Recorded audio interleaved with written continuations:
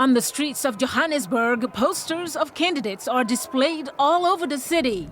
One voter tells VOA he wants continuation and will cast his ballot for the African National Congress. Another one says he's had enough and will vote for the Democratic Alliance. 30 years of democracy is probably 30 years of policy.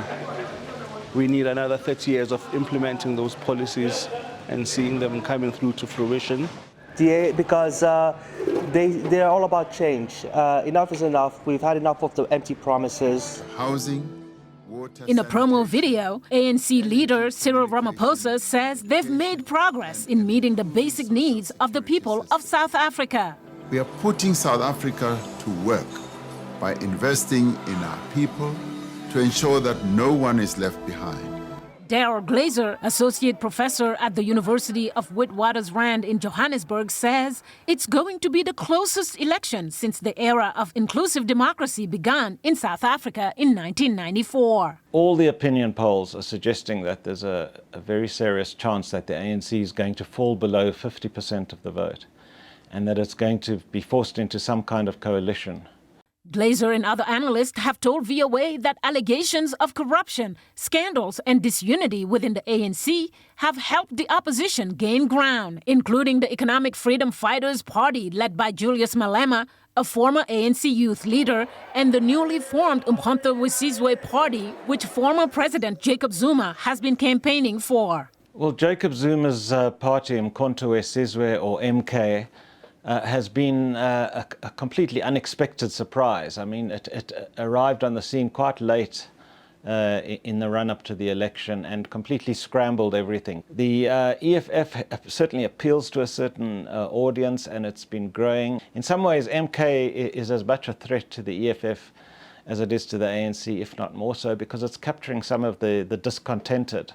9 days before the election, South Africa's top court ruled that Zuma was not eligible to run for parliament because of a past criminal conviction. The ruling came 2 days after Zuma told thousands of supporters at a rally in Soweto that his MK party would help ease joblessness, among other issues, if it won. South Africa's unemployment rate has reached 32%, according to the World Bank, making it issue number one for many of the voters. I think our biggest challenge as a country is our rate of unemployment, which is one of the biggest in the world. I'll be voting for Action SA, and I think that party has got what we have, what we want in the country. Like now, we got a problem with the crime and there's no work. For me, it'll be poverty and unemployment. The lack of maintenance of infrastructure is another pressing issue. Nearly half of the country's 62 million people have registered to vote, says Thabo Masemola, an independent electoral commission official, and he says they are prepared to manage the vote efficiently, as they've done historically. The certified voters roll is currently sitting as 27.7 million. And we use the voters roll as the basis to prepare and plan for elections. So all the relevant election material are in place. He says the IEC has accredited 160 organizations, both domestic and international, to observe the election and ensure its transparency. Mariama, Diallo, VOA News.